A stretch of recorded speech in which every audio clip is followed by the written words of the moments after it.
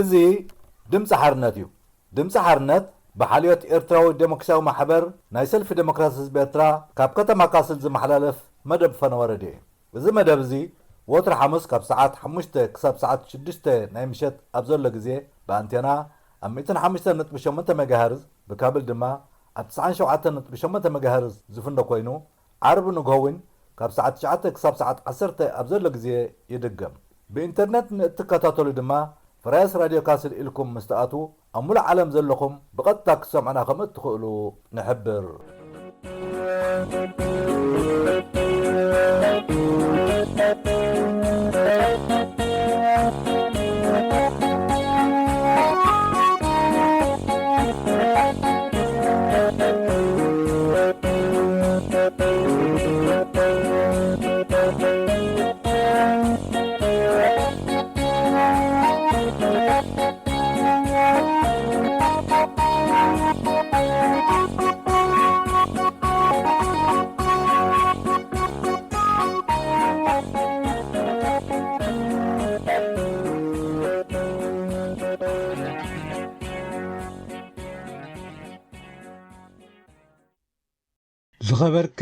ዝኸበርኩምን ሰማዕትና ከመይ ቀንዮም ክሳብ መወዳእታ መደብና ምሳና ክጸንሑን ንዓደምና ሎማ ሐሙስ 21 ግንቦት 2026 ቀሪብናልኩም ዘለና መደባት ብቐዳምነት እዋናዊ ሰሙናዊ ዜናታት ክህልውናዮም ቀጺሉ መበል 35 ዓመት ዝኽሪ ነጻነት ኣብ ቃልስን ሓርነት ዝብል ርእሲ አንቀጽ ክፍሊ ዜና ሰልፊ ዲሞክራሲ ህዝቢ ኤርትራ ክንብበልኩም ኢና። ቀጺሉ ሓድነት ህዝብን ልኡላውነት ሃገርን ዘውሕስ ርክብ ዝብል ናይ ክፍሊ ዜና ሰልፊ ዲሞክራሲ ህዝቢ ኤርትራ ሓተታ ክህልወና እዩ። ኣብ መንጎን ምሩጻት ሙዚቃታት ኣለውና። ብሩኽ ምሸት፣ ሰናይ ምክትታል።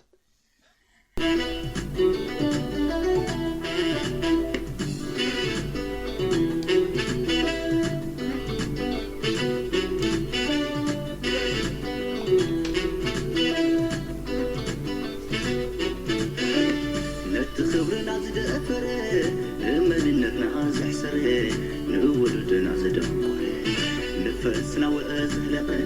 رئيس عالي زعاقد أجل عندي إزحالد تأمر مدرب الحكي بدأ ناس قبل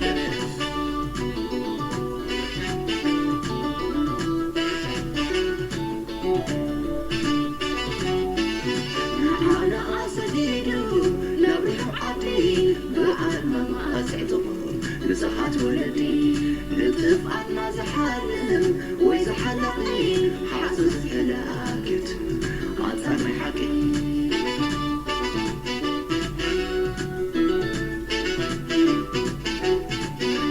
يسمح لي البلح اجي لوردو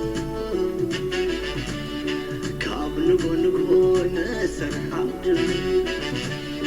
حدا علمنا كابون الفتحي انتايدا امزو ودبارنا نصحي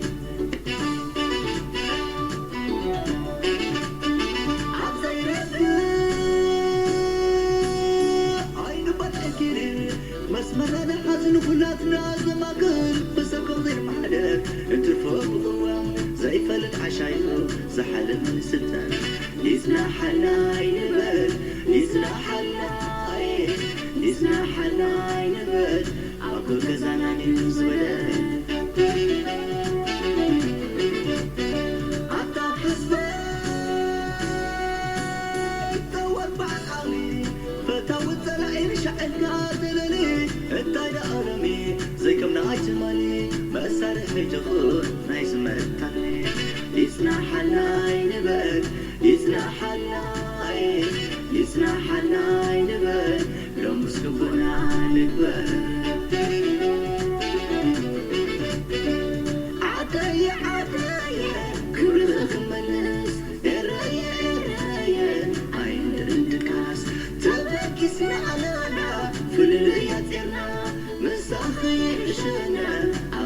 أباريرنا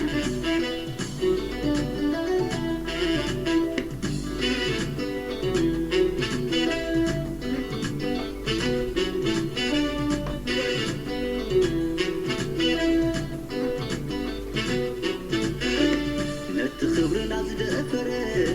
مننتنا زحسر نولدنا زدقر نفسنا وأزهلق ريس على لزعاقد أجل أني زحلد تأمن مدر بدحكي بدأنا زقبل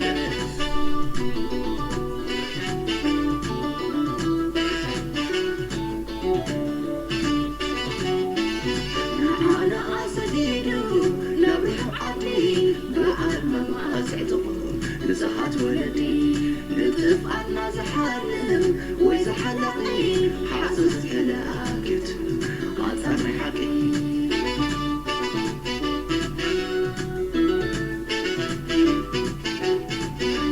يسمح لي البلح اجي لوردو كاب نقو نسر حبدو حدا علامنا كابون الفتحي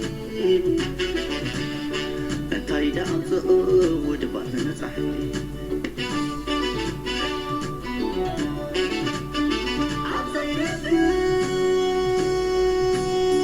عين بطحكي مسمرنا حزن كلاتنا زماكن بسكم زي المحدر انترفوق ضوام زي فلت عشايو زحل من الستان يسنا حناي نبال يسنا حناي يسنا حناي نبال أقول كزانا نيوز ودان عطا حسبي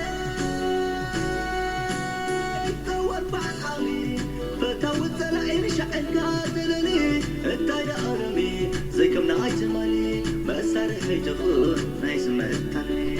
يسنا حناي نبال يسنا حناي يسنا حناي نبال لو مسكبونا نبال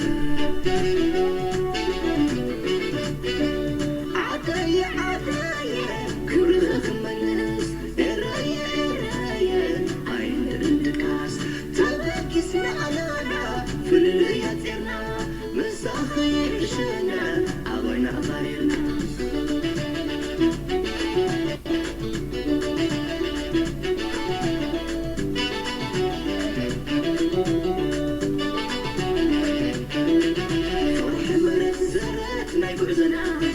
نتحقق فنبرز زيدها مدينة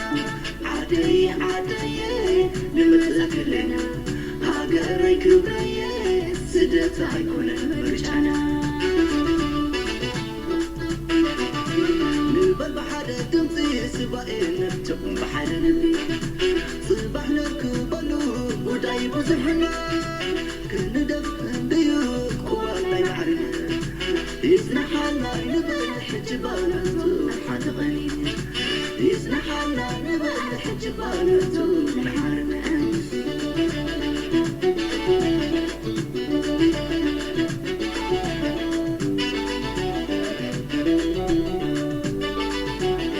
فرح مرزرت ما يبعزنا نتحقق فنبرز دخل مدينة عادي عادي نمزك لنا هاقري كبري سدات عيكون مرجعنا نلبل بحادة تنطي سبائنا تقوم بحادة نبي صباحنا كبالو ودايب وزحنا كل دفع ديوك قوانا يعرنا يسنح لنا نبال حجبانا طلب حد غني يسنح لنا نبال حجبانا طلب نحارنا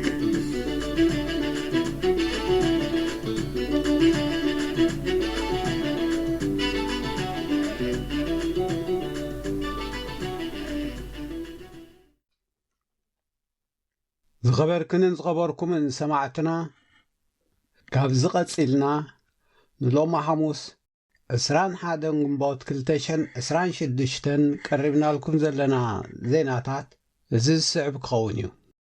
ሕብረት ኣፍሪቃን ውድብ ሕቡራት ሃገራትን ስኽፍትኦም ገሊጾም። መራሕቲ ሕብረት ኣፍሪቃን ውድብ ሕቡራት ሃገራትን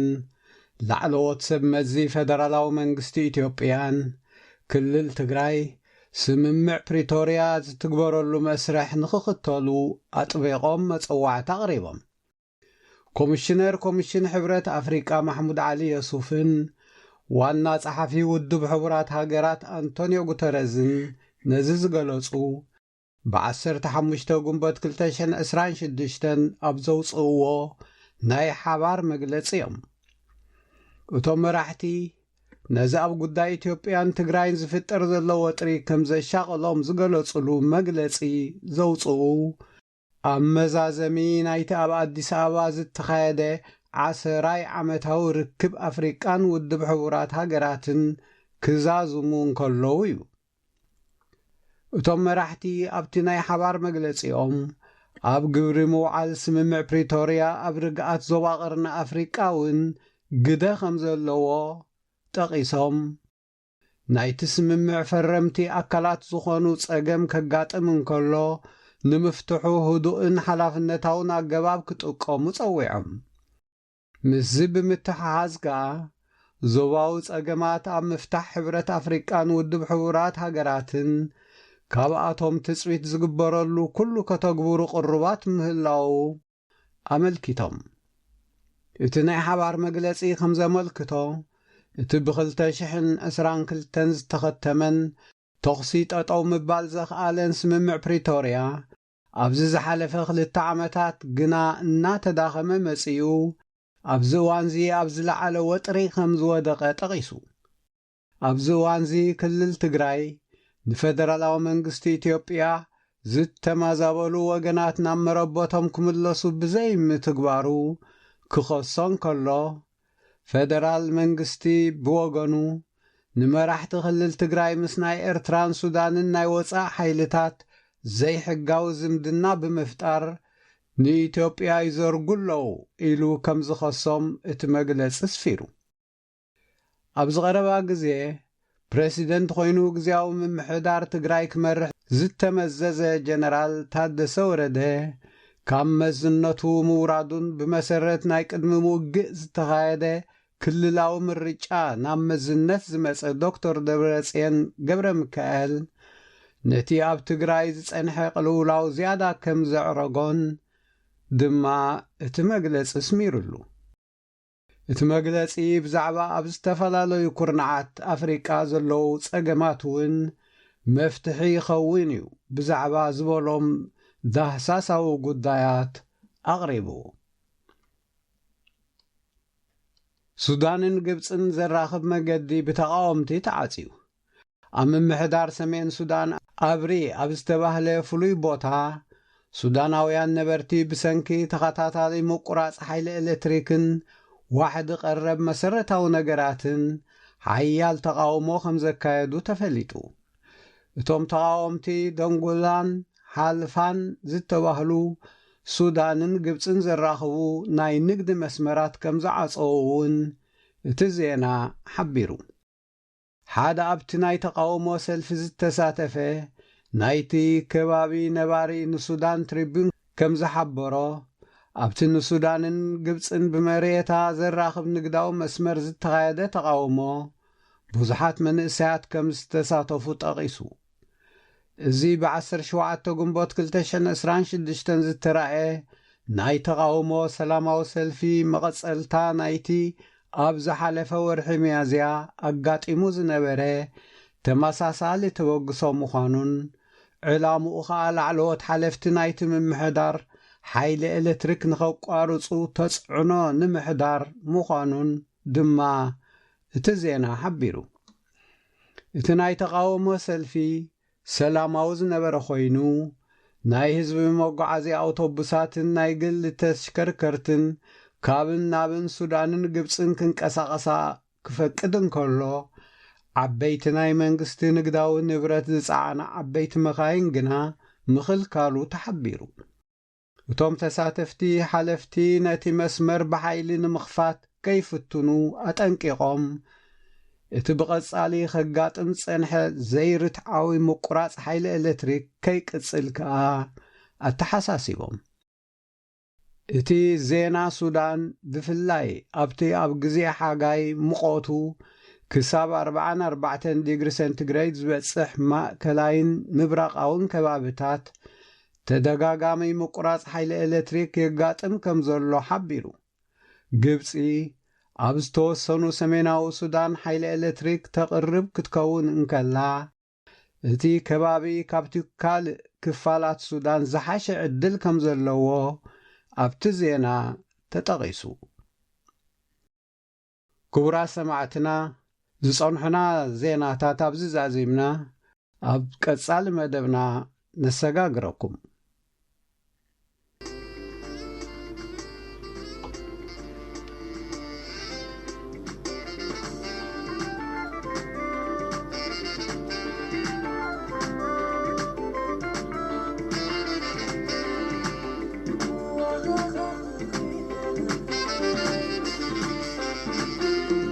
نزاحجر يلي يسقسي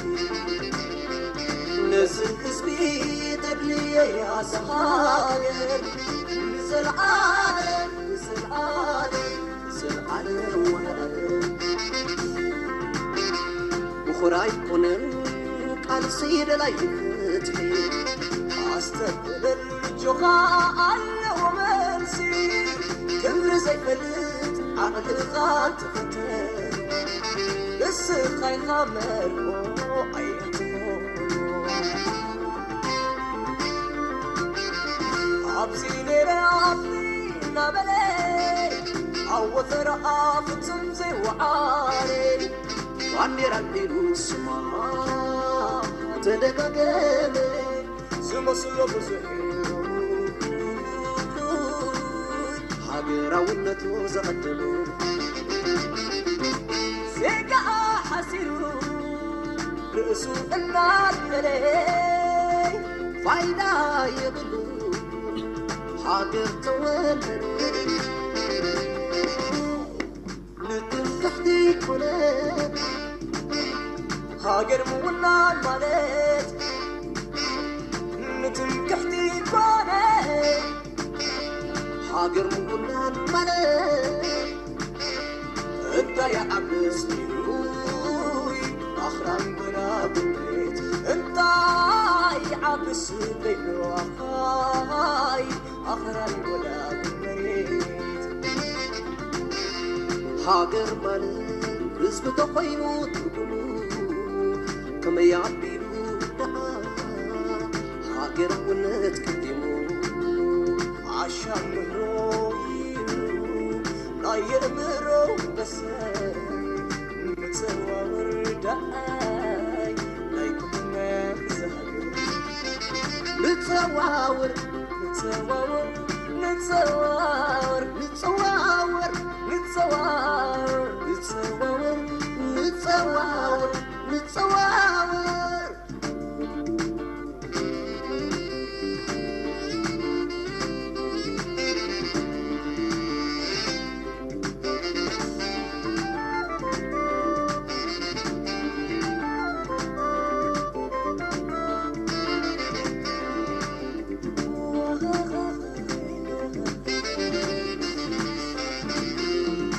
نزاحجر يلي يسقسي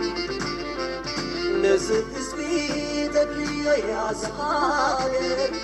نزل عالم نزل عالم نزل عالم وعالم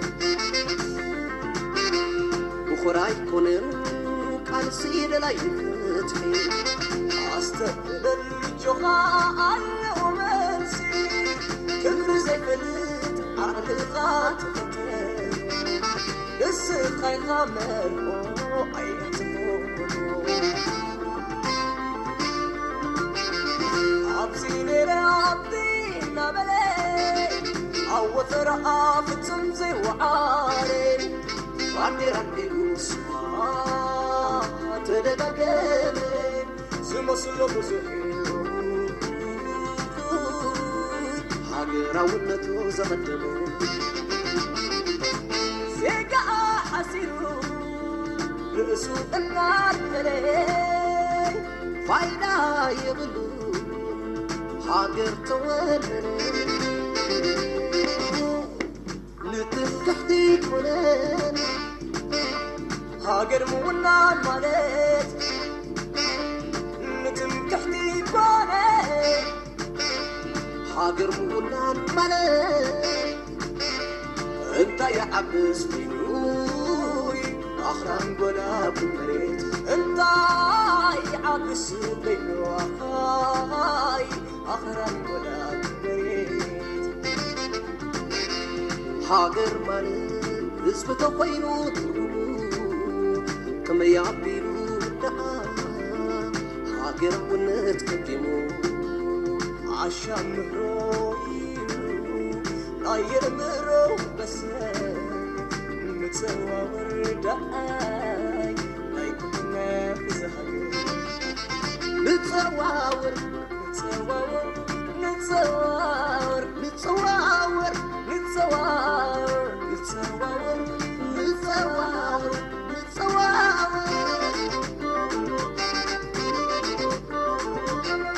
ريم كلنا ريم عابد النقوس ريب لنا ريب نصان ريب لنا ريب صوان سحر ريب لنا ما يسويش الوطن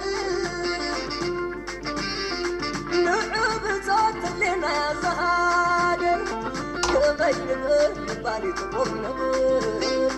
صبح تاريخ تعمل كتاب أنا ملس نبل كميدينا نرنا ملس نبل كميدينا نرنا كميدينا نرنا كميدينا نرنا كميدينا نرنا أي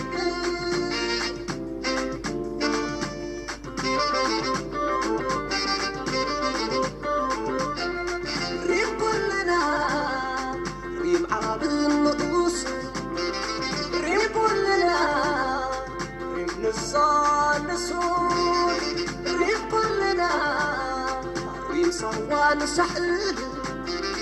يقول لنا ما يسويش الوطن نوعب تذكر لنا يا زهر ما ينبر بالي تقولنا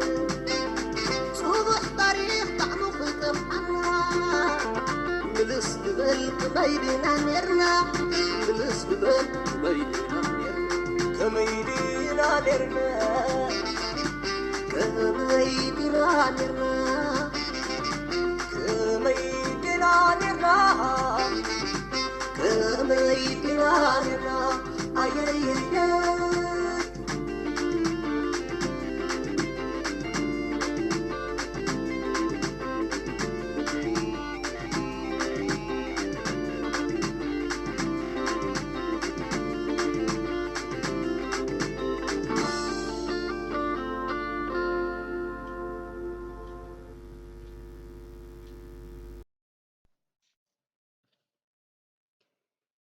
ክቡራትን ክቡራንን ሰማዕትና በበል 35 ዓመት ናጽነት እውን ኣብ ቃልስን ሓርነት ብዝብል ኣርእስቲ ንሎሚ ዝተዳለወ ርእሰ ዓንቀጽ እንሆ ዘቕርበልኩም ኣስገደት ምሕረት ኣብ እየ 24 ጉንበት ቅድሚ 35 ዓመታት መግዛእቲ ተሳዒሩ ኤርትራ ደቃ ብሓባር ብዝኸፈልዎ ክቡር መስዋዕቲ መሬታዊ ማያውን ኣየራውን ግዝኣታ ነፃ ዝወፀላ ታሪኻዊት ዕለት ስለ ዝኾነት ሰልፊ ዲሞክራሲ ኤርትራ ንኩሎም ኤርትራውያንን ፈተውቲ ኤርትራን ዮሃና ትብል መሰረታዊ ዕላማ ቃልሲ ህዝቢ ኤርትራ መግዛእቲ ልጊስካ ጨቋንን ተጨቋንን ዘይብላ ሰላምን ርግኣትን ብልጽግናን ዝሰፈና ብዲሞክራሲያዊ ስርዓት ትመሓደር ሕገ መንግስታዊት ሃገር ምውሓስ እዩ ነይሩ ድሕሪ ናጽነት ህዝብና ነቲ ሓቢርካ ሃገር ንምህናፅ ተቐሪብሉ ዝነበረ ምዕራፍ ቃልሲ ከም ውሁብ ወሲድዎ ስለ ዝነበረ ከም ዝዕወት ኣይተጠራጠረን ምኽንያቱ እቲ ኣብ ስልጣን ዝተወጠሐ ጉጅለ ዘይትግበር መብፃዕታት የስምዕን ይፅሕፍን ስለ ዝነበረ ኣብ ተመክሮ ቃልሲ ህዝቢ ኤርትራ ኩሉ እቲ ዝተኸፍለ ክቡር ዋጋን ዘጋጠመ ዕንወትን ህልቂትን ምእንቲ ሰንሰለታዊ መግዛእቲ ሓንሳብን ናሓዋሩን ምውጋድ እዩ ነይሩ። ህዝቢ ኤርትራ በቲ ዝነበሮ ፍቕሪ ሃገርን ቅርብነት ንቃልስን ኤርትራ ድሕሪ ናፅነት ኣብ ሓፂር ግዜ ኣብ ዝለዓለ ደረጃ ዕብየት ከም እትበፅሕ ርግፀኛ ነይሩ። እንተኾነ ብሰንኪ እቲ ኢሳያስ ዝመርሖ ጠላም ጉጅለ ባህጊ ህዝብና ሎሚ እውን ኣብ ትፅቢትን ቃልስን እዩ ዘሎ። እቲ ጥልመት ብዘኸተሎ በደል ዘማረሩ ገለ ወገናት ኣብ ኣድላይነት ነፃነት ልዑላውነትን ግዝኣታዊ ሓድነት ኤርትራን ሰጋእ መጋእ ክብሉ ይረኣዩ እዮም። እንተኾነ እቲ ናይ ኩሉ ከነዕውቶ ንቃለሰሉ ዘለና ባህግታት መሰረት ናፅነትን ልዑላውነትን ኤርትራ እዩ እሞ ወትሩ ህያው ኮይኑ ካብ ምዕቃቡ ካልእ ምርጫ ከምዘይብልና ንገንዘብ። እቲ ንህዝብና ዝድህኾ ዘሎ ወፅዓ ከዓ ምምሕዳር ህግደፍ ዝፈጠሮ እምበር ብሰንኪ ናይ ኤርትራ ናፃ ሃገር ምዃን ዝሰዓበ ዘይምዃኑ ብምርዳእ ንኽቱር ጭቆና ህግደፍ ተቃሊስና ንምውጋዱ ብሓባር ቃልስና ካብ ምቕፃል ካልእ መተካእታ ከምዘይብልና ኣብዚ ታሪኻውን ተሃዋስን ኣጋጣሚ ከነረጋግፅ ይግባአና። ቃልሲ ንምህናፅ ሃገረ መንግስትን ምዕቃብ ሓድነትን ካብቲ ኣብ ብረታዊ ቃልሲ ዝተኸፍለ ዘተሓተ ዋጋ ዝሓትት ክኸውን እዩ ዝብል ትፅቢት ህዝብና ነይሩ። ካብቲ ነዚ ትፅቢት ዘሕደረሉ ምክንያታት እቲ ቃልሲ ኣንፃር ባዕዳዊ ሓይሊ ዘይምዃኑን ከም ውፅኢት ናይቲ ቃልሲ ድሕሪ ነፃነት ኩሎም ኤርትራውያን ማዕረ ተጠቀምቲ ክኾኑ እዮም ዝብል እምነት ከም ዝነበሮ ምጥቃስ ይከኣል።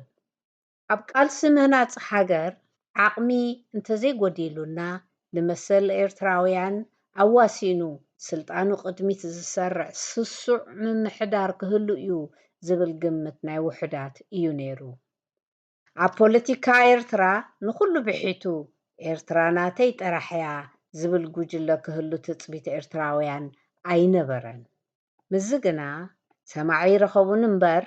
ካብ ቅድም ነቲ ብግብሪ ዝተራእየን ዝረአ ዘሎን ኩነታት ከየጋጥም ስጋዓት ዝሓደሮም ብዓንተቦ ንምግትኡ ዝፀውዑን ዝተቃለሱን ፖለቲካዊ ውድባት ነይሮም እዮም። ድሕሪ ናፅነት ወርሒ ኣብ ዘይመልእ ግዜ ሓቀኛ ፀረ ህዝቢ ባህርያቱ ሓቢኡ ዝፀንሐ ድሓር ግና ብጋህዲ ሕድሪ ሰማእታት ዝጠለመን ሕማቅ ክፈዲ ዝተዓጥቀን ጉጅለ ኢሳያስ ካብ ትፅቢት ህዝብና ወፃኢ ተጋሂዱ ኖ ከዓ እቲ ብህዱእ ኩነታት ክካየድን ብውፅኢቱ ኩሎም ኤርትራውያን ብማዕረ ዝጥቀሙሉን ክኸውን ትፅቢት ዝተገብረሉ ቃልሲ ምትካል ቅዋማውን ዲሞክራሲያውን ስርዓት ንማይ ዝበልናዮስ ንበረድ ኮነ ከም ዝበሃል ኮይኑ እቲ እምበርከ እቲ ካልኣይ ምዕራፍ ቃልሲ ከምቲ ናይ ናፅነት ኣብ 30 ዓመት ከኸውዳእ ድዩ ኣይፋሉን ዝተባህለ እንሆ 35 ዓመቱ መሊኡ ዝተኸፍለ ዋጋ ከምዝን ከሎውን ኣብ ኩሉ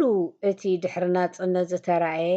ግና ከዓ ከምኡ ከጋጥም ዘይነበሮ ውግኣት ካብቲ ናይ 30 ዓመታት ቀዳማይ ምዕራፍ ቃልስና ዝተኸፍለ ዋጋ ዝበዝሐን ዝመረረን ኮነ።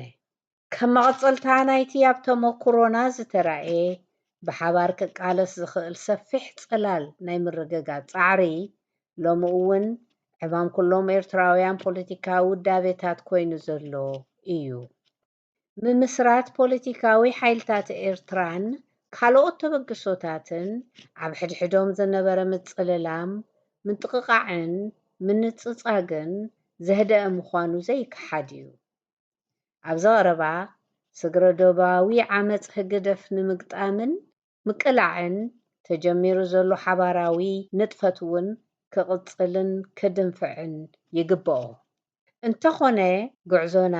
ትሕቲ ትፅቢት ናይ ህዝብና ናይ ለውጥን ሓቢርካ ምቅላስን ድሌት ምህላውና ተገንዚብና ኣብ ቅድሜና ተገቲሩ ዘሎ ሓላፍነት ክንፍፅም ከም ዝግባአና ኣብዚ ታሪኻዊ ኣጋጣሚ ደጋጊምካ ምዝካሩ ኣገዳሲ እዩ። ሰልፊ ዲሞክራሲ ህዝቢ ኤርትራ ከም ወትሩ ሕድሪ ሰማዕታት ኤርትራ ብምጽናዕ ኤርትራዊ ናይ ለውጢ ሓይልታት ብሓባር ዝቃለሰሉ መድረኽ ንምፍጣር ይግበር ኣብ ዘሎ ቃልሲ ከይሰልከየ ኩሉ ካብኡ ዝድለ ከበርክት ቁሩብ ምህላው ኣብዚ ታሪኻዊ መዓልቲ ነፃነት ደጊሙ ሓይልታት ለውጢ ኤርትራ እውን ንኩሉ ተበግሶታት ነቲ ኣቐዲሙ ዝተነፀፈ ኣወንታዊ ባይታ ንድሕሪት ብዘይመልስ ኣመሓዲሩ ክቕፅሎ ትፅቢት ይገብረሉ። እቲ ካልእ ንመበል 35 ዓመት ናጽነት ኤርትራ ክንዝክር እንከለና ጎሲናዮ ዘይነሓልፍ ሎሚ ብፍላይ ኣብ ጎረባብትናን ዞባናን ብሓፈሻ ከዓ ኣብ ዓለምና ዝረአ ዘሎ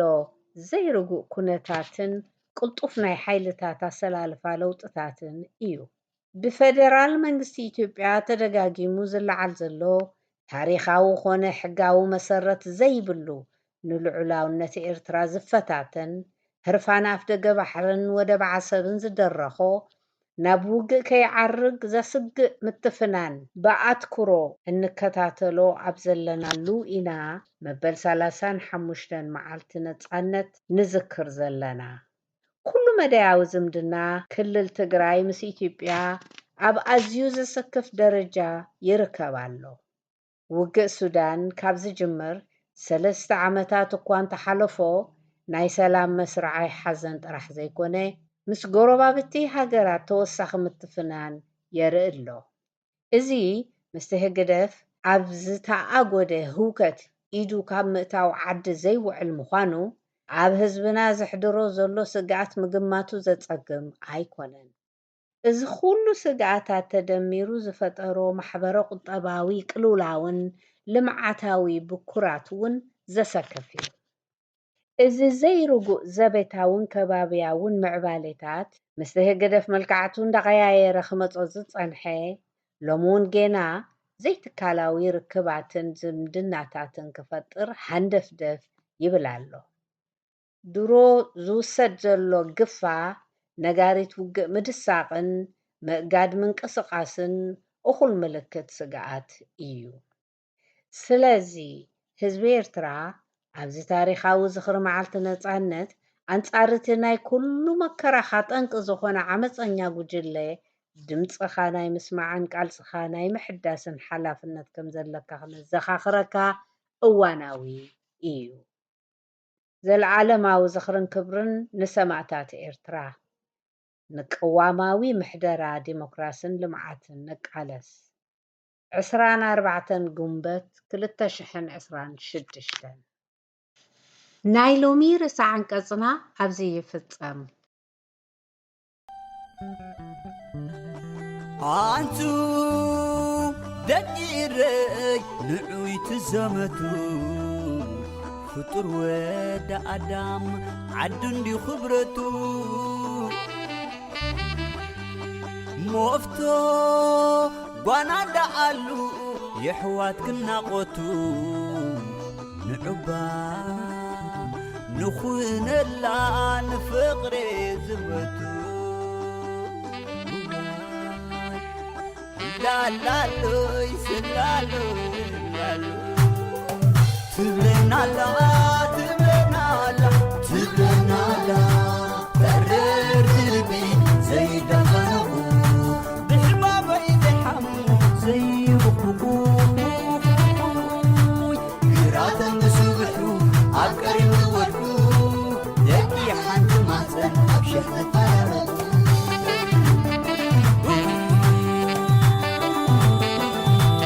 ረገዛ በዚሖም ስኢና ምርዋና ኣለኹን ክስብላ ወኸለ ዝኾናየ ሎም ስረብ ሪባንበር ከሪምዋ ስታና ኣፋርኩ ትብለናላ ብሕልና ትኸሰና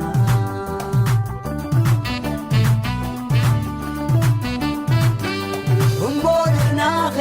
ከምቲ ትደልየዶ ንኾነላ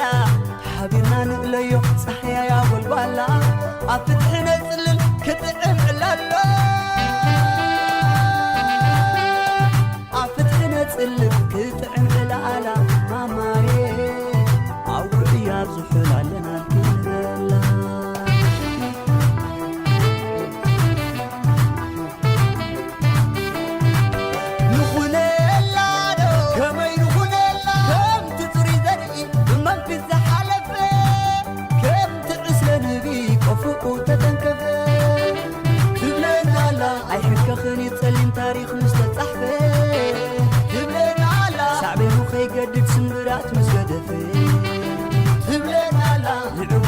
ردوني نبينا يترفه تبلنا لا لزتو ولد سدتنا بوحفه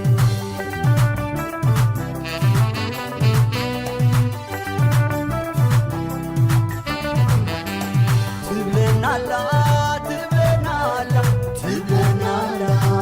ترر قلبي زي دفنه بحسب زي حمل زي روحي قراتهم بسبحوا عبقري بورحوا ذكي حد محسن أبشح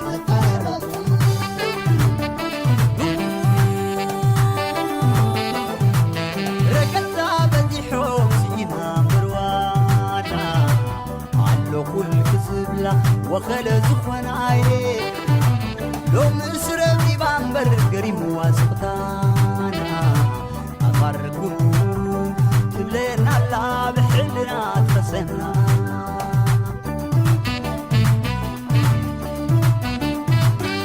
ونقولنا غير كم تتدليون نخونا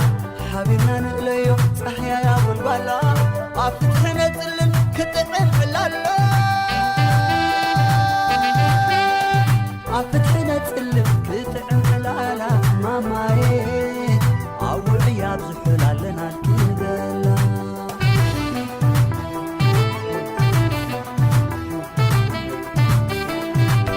نخونا لا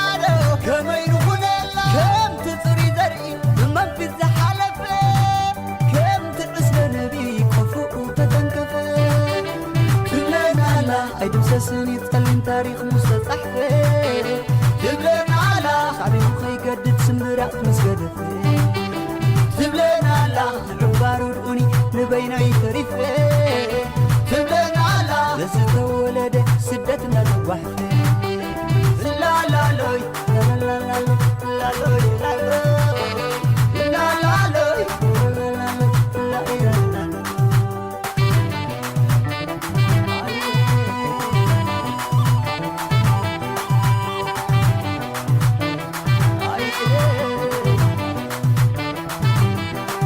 ودري من دا طفل داس حبس التخلو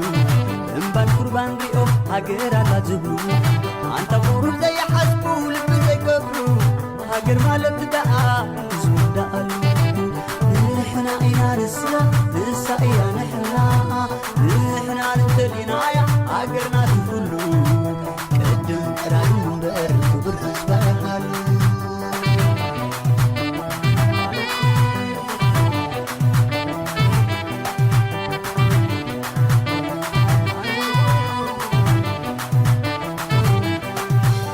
زعلي عد خبري هو عد فقري زعلي عد خبر بحر هو عد خبري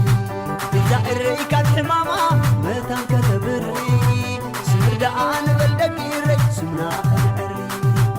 لالي لالي لالي لالوي لالي لالوي لالي لالي لالوي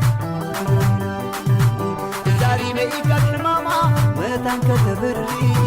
سمر دعان بلدك عليك سمنا خنعري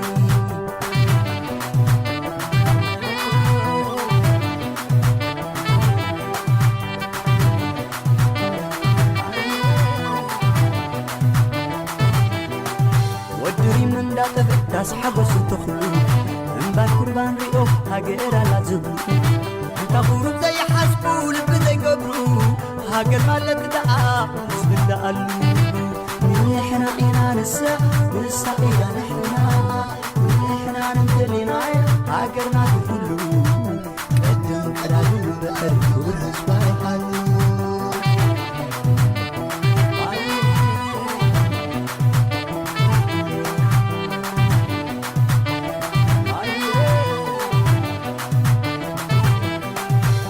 زعلي عد خبري هو عد فقري زعلي عد خبر بحر هو عد خبري زعري كان حمامة متان كتبري سمر دعان بلدك يري سمنا خنعري لالي لالي لالي لالوي لالي لالوي لالي لالي لالوي زاري بي كان حمامة متان كتبري سمر دعان بلدك عليك سمنا خنعري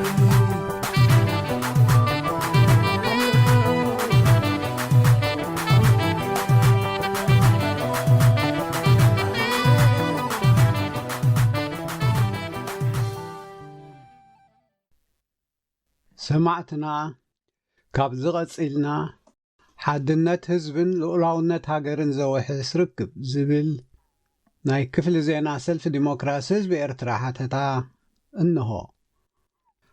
ሓድነት ህዝቢ ካብ ዝረጋገጸሎም ኣዕኑድ ሓደ ልኡላውነት ሃገር ናይ ምሓባር ምዃኑ እዩ። ልኡላውነት ሓድነቱ ብዘውሓሰ ህዝቢ እዩ ዝረጋገጽን ዝዕቀብን። ሓድነት ህዝቢ ኣብ ዘይተረጋገጸሉ ልኡላውነት ሃገር እውን ኣብ ስግኣት ከም ዝወድቕ ውሁብ እዩ።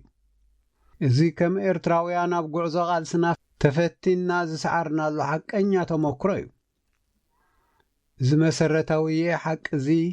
በቲ ዋና ልኡላውነቱን ሓድነቱን ዝኾነ ህዝቢ ኤርትራ ዝተረጋገጸ ጥራይ ዘይኮነ ቦቶም ሓድነቱ ብምክፍፋል ኣዳኺሞም ልኡላውነት ሃገሩ ከይረጋገጽ ዝሃለኹ ጸላእቱ እውን ነዚ ተረዲኦም ከም ኣፍራሲ መሳርሒ ክጥቀሙሉ ፈቲኖም ከም ዘይተዓወቱ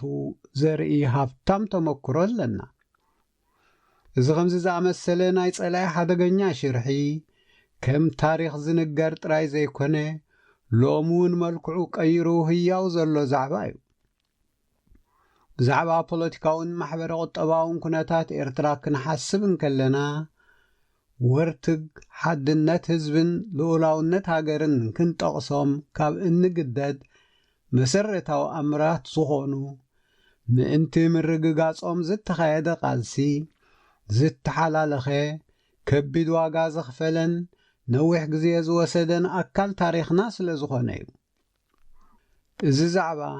ውሽጣዊ ኤርትራዊ ዋኒና ክንርኢ እንከለናን ጥራይ ዘይኮነ ብሓፈሻ ምስ መላእ ዓለም ብፍላይ ድማ ምስ ጎረባብትና ሃገራት እንገብሮ ዝምድናታት ሰላምን ምርግጋእን ዘውሕስ ቁጠባና ዘሰስን ምዃኑን ዘይምዃኑን ምግንዛብ መሰረታዊ እዩ። ናይ ህልውና ጉዳይ ስለ ዝኾነ ኸዓ እቲ ዝምድና ንሓድነት ህዝብናን ልኡላውነት ሃገርናን ዘለዎ ብጽሒት ክሳብ ክንደይ እዩ ኢልና ክንሓትትን ክንምልስን ይግባአና። ብፍላይ ምስ ጎረባብትና ዝምድና ክንምስርት እንከለና ጥንቁቕ ኣቓልቦ ክንህቦ ዘለና እዩ። ሰልፊ ዲሞክራሲ ህዝቢ ኤርትራ ኣብ ፖለቲካዊ መደብ ዕዮኡ ዝምድና ሓባራዊ ረብሓ ንምዕዋት ዝዓለመ እዩ። ብፍላይ ምስ ጎረባብትና ሃገራት ዝህልወና ዝምድና ኣብ ሓበራዊ ዕብየትና ኣገዳሲ ግደ ክጻወት ስለ ዝኽእል ልኡላውነት ሕድሕድ ብምክብባር ኣብ ሕድሕድ ጣልቃ ብዘይምትእትታው ንሰላምን ቁጠባዊ ዕብየትን ብሓባር ክንሰርሕ ይግባእ ዝብል መሰረታዊ ሓሳብ ዘስፈረ ድማ ካብ ዝገዳስነት ብምንቃል እዩ። እዚ ዘመሓላልፎ መልእኽቲ ከምቲ ካብ እመት ስድርላታ ዝበሃል ንዝምድና ምስ ጎረባብትና ዝዓሞቐ ተገዳስነት ክንህቦ ባህርያዊ ምዃኑ እዩ። ዝምድና ንሓድነት ህዝብና ዝያዳ ዝድርዕን ምትእምማን ዘስርጽን ክኸውን ናይ መላእ ህዝቢ ኣፍልጦን ተሳትፎን ክህልዎ መሰረታዊ እዩ። ኣብ ሓደ ክፋል ሃገር ዝነብር ህዝብና ዝፈጥሮ ዶብ ሰገር ዝምድና ምስ ህዝቢ ጎረቤት ሃገር ኣብቲ ካልእ ኩርናዕ ብዝርከብ ወገኑ እውን ናተይ ዝምድና እውን እዩ ንኽብሎ ዘኽእሎ ኣፍልጦን ግሉጽ ሓበሬታን ክህልዎ ናይ ግድን እዩ። ካብዛ ሓሊፉ ኣብ ሓደ ውሱን ኩርናዕ ዝርከብ ህዝቢ ብዘለዎ ባህላውን ንግዳውን ምቅርራብን ካልእ ተመሳሳልነትን ተጸልዩ ዝፈጥሮ ዝምድና ብዱብዱቡ ከም ናይ መላእ ህዝቢ ኤርትራ ጌርካ ምውሳዱ ኣብ ሓድነትን ምትእምማንን ኣሉታዊ ጽልዋን ምርሓቕን ከየሕድር ምጥንቃቕ የድሊ። ህዝቢ ሰንዓፈን ዘላምበሳን ህዝቢ እንዳገርግስን ራማን ህዝቢ ባድመን ሽራሮን ከምኡውን ብኸባቢ ዓፋር ዝፈጥርዎ ርክብ ህዝቢ ምስ ህዝቢ ምስቲ ካልእ ዶባትን ማእከልን ኤርትራ ዝነብር ህዝቢ ዘለዎም ሓድነት ብግቡእ ከም ዝናበብን ከም ዝመላላእን ምግባሩ ዘይስገር እዩ። እቲ ዝፍጠር ዝምድናታት ድዩ ጽምዶ መን አንቂድዎ ማእከሉ ኸ ናይ መን ረብሓዩ ትካላዊ ተሓሕዝኡ ከመይ ይመስል ብኡ ኣቢልካ ክብጻሕ ትጽቢት ዝግበረሉ ሸቶ ኸ እንታይ እዩ ዝብሉ ዛዕባታት ግቡእ ቆላሕታ ሂብካ ምምዛኖምን ምግንዛቦምን ድማ መሰረታዊ እዩ። ናይ ክሳብ ሕጂ ተመክሮ ዝምድናታት ኤርትራ ምስ ጎረባብቲ ክንድህስስ እንከለና እቲ ተበግሶ ዝወስድ በቲ ባህጊ ህዝቢ ማእከል ጌርካ ናይ ምውሳን ባህሪ ዘየብሉ ጉጅለ ህግደፍ ጥራይ ኮይኑ ምጽንሑን ምህላውን እንርድኦ እዩ። ጉጅለ ህግደፍ ቅድሚት ዝሰርዖ ናቱ ጉጅላዊ ኣብ ስልጣን ምቕጻል እምበር ህዝቢ ዝፈልጦ ትካላዊ መስርሕ ግሉጽነትን ተሓታትነትን የብሉን። ከምዚ ስለ ዝኾነ እዩ ኸዓ ዝምድናታቱ ምስ ዝተፈላለዩ ጎረባብቲ ኣብ ውግእ ዝዓለመ ስርሕ ብትን ኮይኑ ዝጸንሐን ዘሎን። ኣብ መንጎ ህግደፍን ህወሓትን ዝጸንሐ ናይ ነዊሕ ግዜ ተመክሮ ዝምድና ኣብ ቀጻሊ ምፍታውን ምባእስን ዝተሰረተ ምዃኑ ርኡ እዩ። በቲ ካልእ መልክዑ ክረአ እንከሎ ድማ ኣብ ኩሉ ኤርትራዊ ዘቤታዊ ዛዕባታት ረብሓ ህዝቢ ኣብ ግምት ዘየእቱ ጉጅለ ህግደፍ ኣብ ዝምድና ምስ ጎረባብቲ በፂሑ ሓልዮቱን ሓላፍነትን ክሓድሮት ትጽበዮ ዘይምዃኑ እዩ። ምስ ህዝቢ ኢትዮጵያ ብኡቢልካ ድማ ምስ ህዝቢ ክልል ትግራይ ልኡላዊ ዶብካ ዓቂብካ ሓድነት ህዝብን ልኡላውነት ሃገርን ዝማእከሉ ርክብ ህዝቢ ምስ ህዝቢ ክግበር ዝከኣለሉ ዝነበረ ግዜ ፈተነ ምሕዳስ ዝምድና 2018 ነይሩ። እንተኾነ ቃልን ግብርን ኣየሳነየን። ነቲ ጋጣሚ ተጠቒምካ ነቲ ከሰሓሕብን ከጻልእን ዝጸንሐ ቀያድን ናይ መወዳእታን ብይን ዶብ ኤርትራን ኢትዮጵያን ናይ መወዳእታ መልክዑ ትሒዝካ ናብ ካልእ ዝማዕበለ ዝምድና ዘስግር ክኸውን ምተገብኦ። እንተኾነ እቲ ኣጀንዳ ንህግደፍ ዘገድሶ ኣይነበረን። ህግደፍ ግና ነቲ ዕድመ ከም ዘይህልዎ ዝግመት ዝነበረን ከምቲ ዝተገመቶ ኮይኑ ዘሎን ዝምድናኦም ምስ ሰልፊ ብልጽግና ወያነ ጸወታ ተወዲኡ እዩ ብዝብል ጽልኢ ዝጽሕትር ጭርሖ ጀሚሩ ብተኸሊፍና እዩ ዛዚምዎ። እቲ መሪሕ ሓሳብ እቲ ዘይቅዱስ ጭርሖ እንተዘይነብር ክንደይ ህይወት ካብ ህልቂት ክንደይ ንብረት ከዓ ካብ ብርሰት ምዳሓነ ንምግማቱ ዘጸግም ኣይኮነን። ነዚ ብግምት ብምእታው ኢና ከዓ ሎሚ እውን ነቲ ብዘይግሉጽነትን ትካላዊ መስርዑ ዘይፍለጥን ፈንጠርጠር ህግደፍ እቲ ብዝምድና ማእከሉ ሓድነት ህዝቢ ኤርትራን ልኡላውነት ሃገሩን ምዃኑ ዝሃቦ መረጋገጽ ስለ ዘይሃበ ህዝቢ ኤርትራ ካብ ዝሓለፈ ተመክሮኡ ተማሂሩ ሕሳቡ ክገብር ንእምት ዘለና። ከምዚ ምባል ንሰልፊ ዲሞክራሲ ህዝቢ ኤርትራ ሓድሽ ዘይኮነ ፈጻሚ ሽማግለ ኣብ ናይ 21 ሰነ 2025 ኣኼባኡ ንዝምድና ህዝቢ ምስ ህዝቢ ኤርትራን ትግራይን ኣመልኪቱ እዚ ዝምድና ኣድማዒ ንክኸውን ብተሳትፎኡን ኣፍልጦኡን ዝተደኮነ ትካላዊ መልክዕ ዝሓዘን ብጸቢብ ድልየት ውስናት ጉጅለታት ዘይጭወን ክኸውን ክልቲኡ ህዝብታት ካብ ናይ ቅድሚ ሕጂ ተመክርኡ ተማሂሩ ዝቆጻጸሮ ንክኸውን ክቃለስ ከም ዝግብኦ ነዘኻኽር ዝበሎ ኣይዝንጋዕን።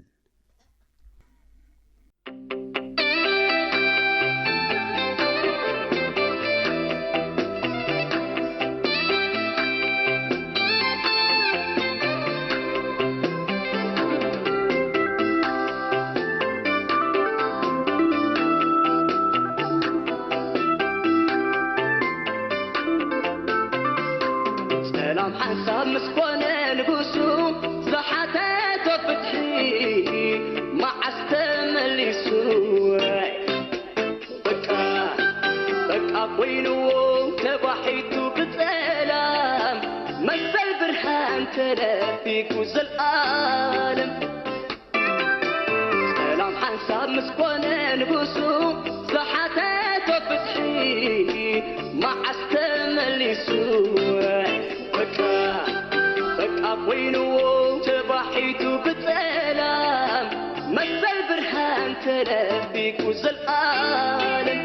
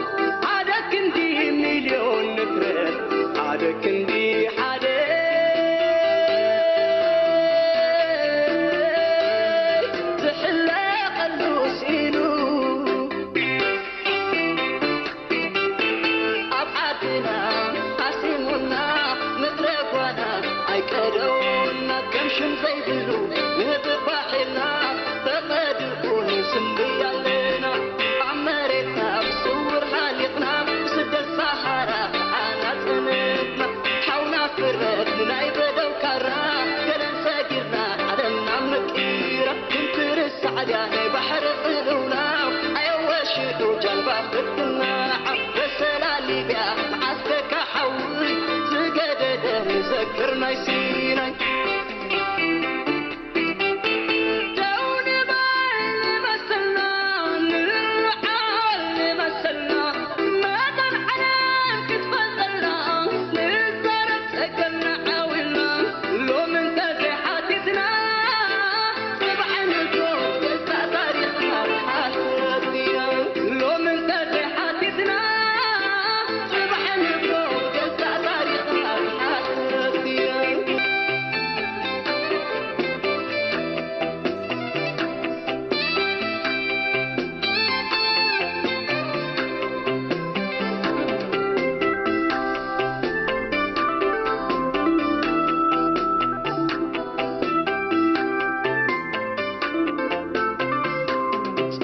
حساب مسكونة نبوسو زحاتات وفتحي مع استمل يسوع بكا وينو تبحيتو بسلام مثل برهان تلفيك وزل العالم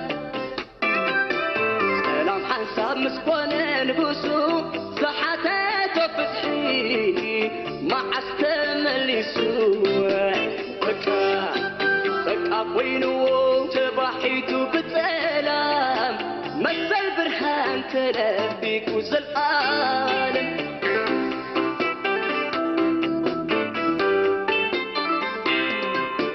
بحبري معرنا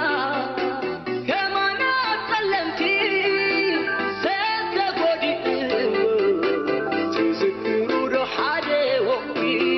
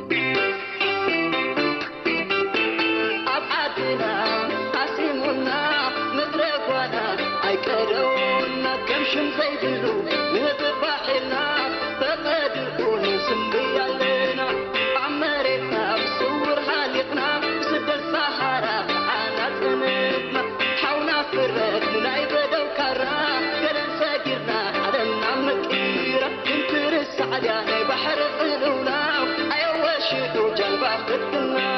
بسلالي بيا معسك حول زقدد نذكرنا يسينا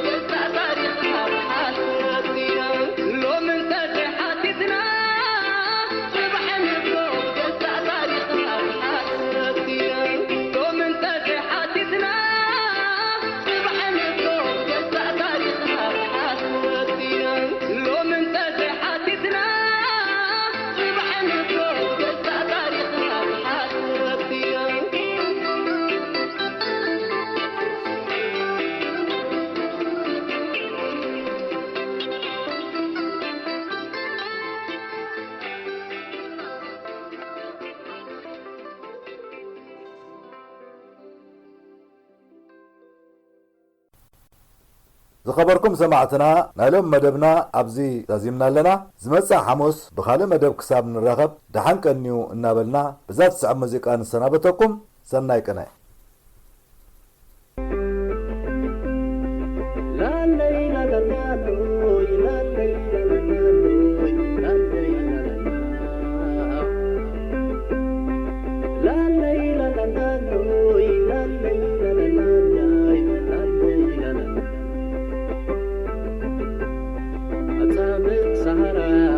زي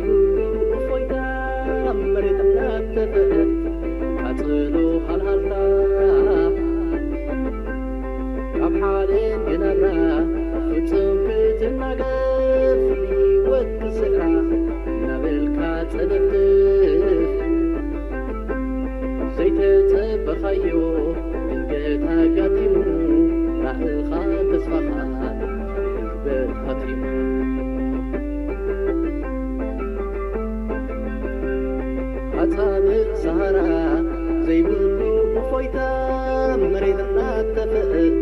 كاتلو هرهرتا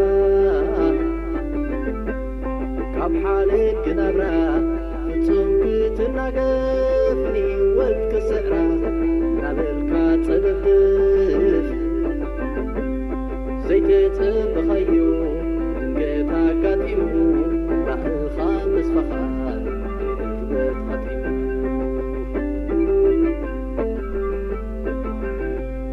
عين برديو كان أمرتي الناس معكيو معبد وانكفاتي كندزي قصردو ويسك لي بجربا النار أخيا تنفاس بقربا زرق اطبا تسمخ بزوت رسيق كاي بخام زخم زوت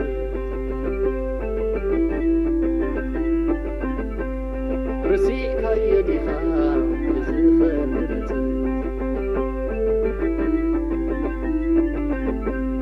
تقعر كسماي تدينك بحري فتصم ألبو دقف زي بولو زبري أكارك كزنف تيرو دكم